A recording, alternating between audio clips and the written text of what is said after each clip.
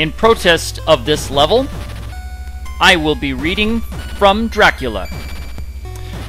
Dracula by Bram Stoker. Chapter 1. Jonathan Harker's Journal, kept in shorthand. 3 May, Bistritz.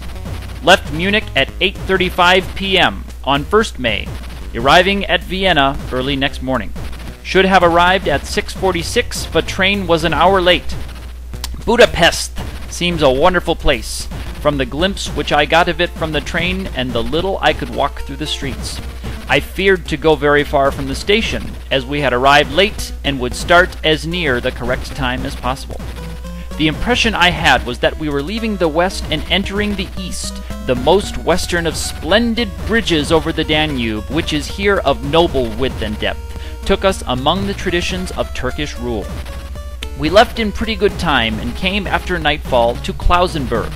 Here I stopped for the night at the Hotel Royal. I had for dinner, or rather supper, a chicken done up some way with red pepper, which was very good but thirsty. Mem, get recipe for Mina. I asked the waiter, and he said it was called paprika Händel, and that, as it was a national dish, I should be able to get it anywhere along the Carpathians. I found my smattering of German very useful here. Indeed, I don't know how I should be able to get on without it. Having had some time at my disposal when in London, I had visited the British Museum and made the search among the books and maps in the library regarding Transylvania. It had struck me that some foreknowledge of the country could hardly fail to have some importance in dealing with a nobleman of that country.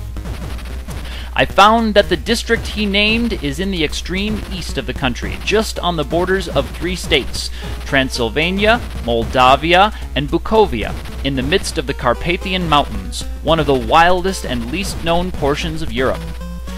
I was not able to light on any map or work giving the exact locality of the Castle Dracula, as there are no maps of this country as yet to compare with our own Ordnance Survey maps. But I found that Bistritz, the post town named by Count Dracula, is a fairly well-known place. I shall enter here some of my notes, as they may refresh my memory when I talk over my travels with Mina. In the population of Transylvania there are 4 distinct nationalities: Saxons in the south, and mixed with them the Wallachs, who are the descendants of the Dacians, Magyars in the west, and the Szylkis in the east and the north. I am going among the latter, who claim to be descended from Attila the Huns.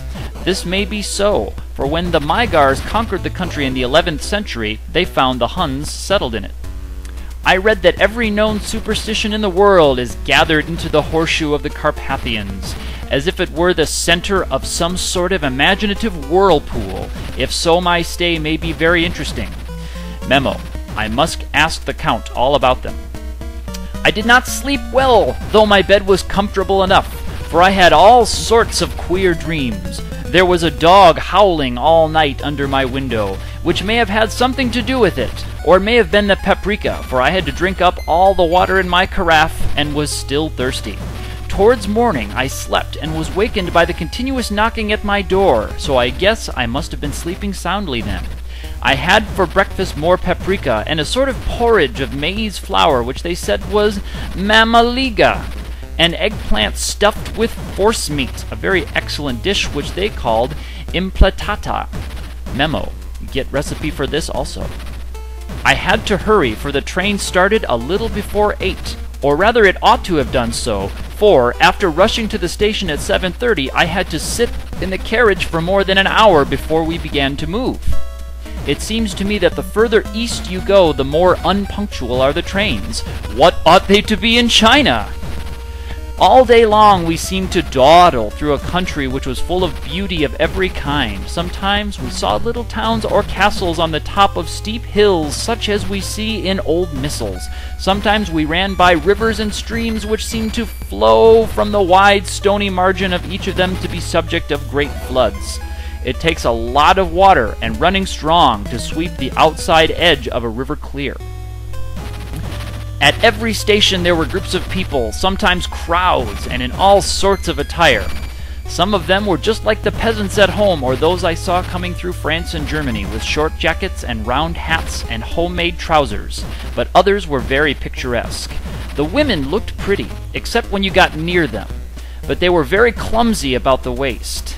They had all full white sleeves of some kind or other, and most of them had big belts with a lot of strips of something fluttering from them like the dresses in a ballet, but of course there were petticoats under them.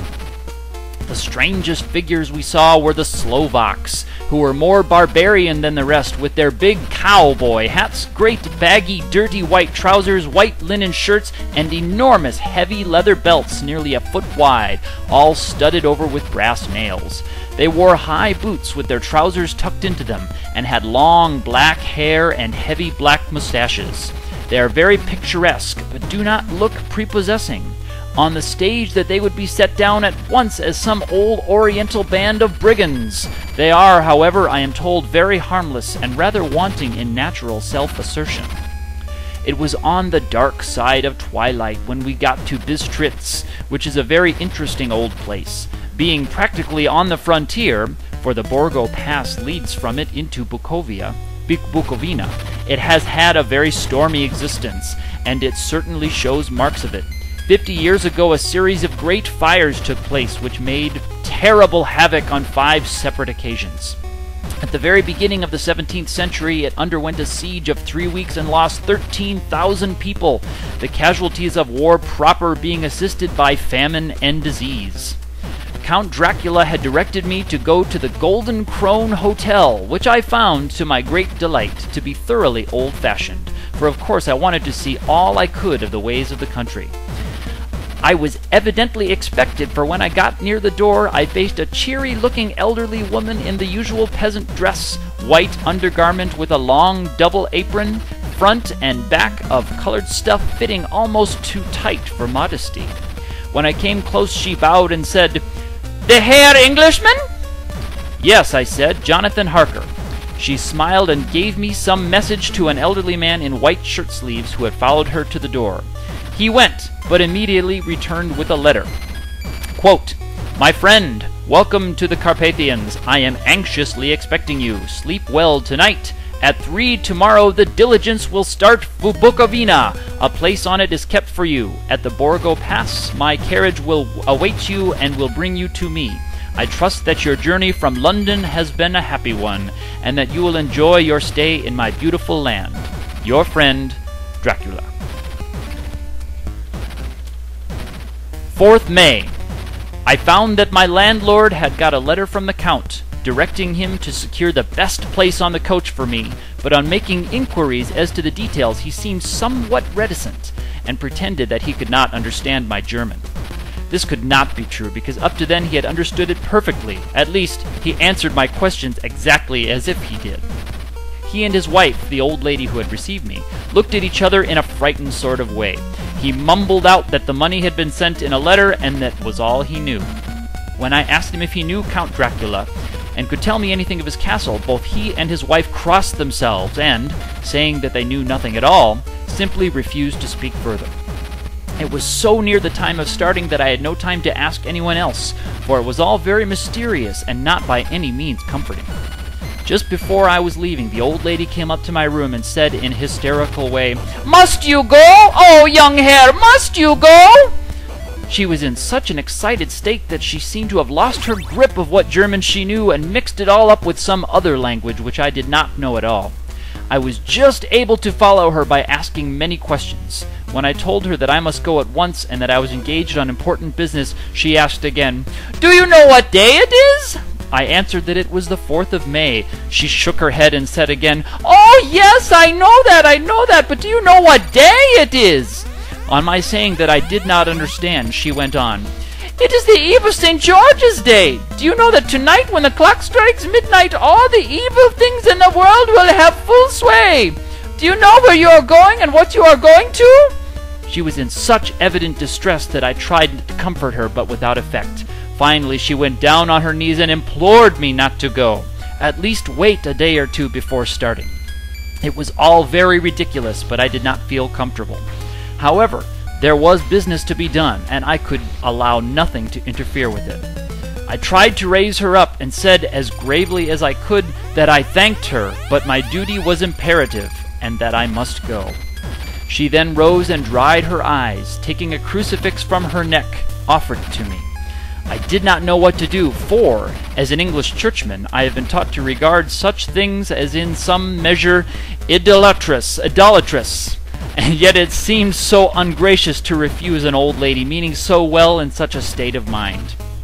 She saw, I suppose, the doubt in my face, for she put the rosary round my neck and said, "For your mother's sake," and went out of the room. I am writing up this part of the diary whilst I am waiting for the coach, which is, of course, late, and the crucifix is still round my neck. Whether it is the old lady's fear, or the many ghostly traditions of this place, or the crucifix itself, I do not know, but I am not feeling nearly as easy in my mind as usual. If this book should ever reach Mina before I do, let it bring my goodbye. Here comes the coach! 5th May, the castle. The gray of the morning is past, and the sun is high over the distant horizon, which seems jagged, whether the trees or hills I know not, for it is so far off that big things and little are mixed. I am not sleepy, and, as I am not to be called till I awake, I naturally write till sleep comes. There are many odd things to put down, and lest who reads them may fancy that I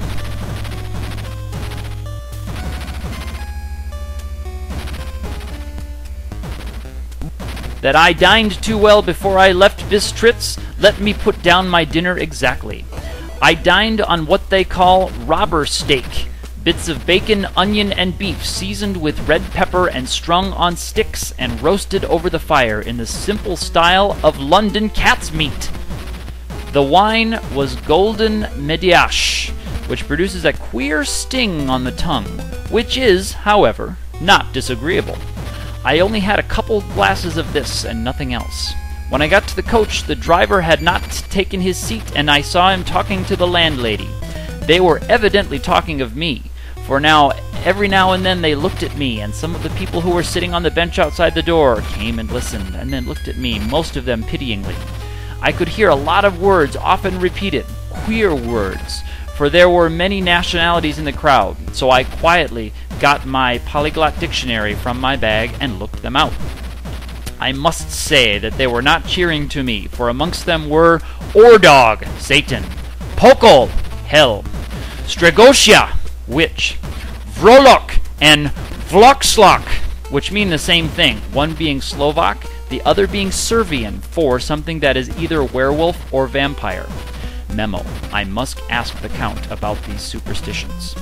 When we started, the crowd round the inn door, which had by this time swelled to a considerable size, all made the sign of the cross and pointed 2 fingers towards me. With some difficulty, I got a fellow passenger to tell me what they meant. He would not answer at first, but on learning that I was English, he explained that it was a charm or a guard against the evil eye. This was not very pleasant for me, just starting for an unknown place to meet an unknown man, but everyone seemed so kind-hearted and so sorrowful and so sympathetic that I could not but be touched. There. Take that, Level.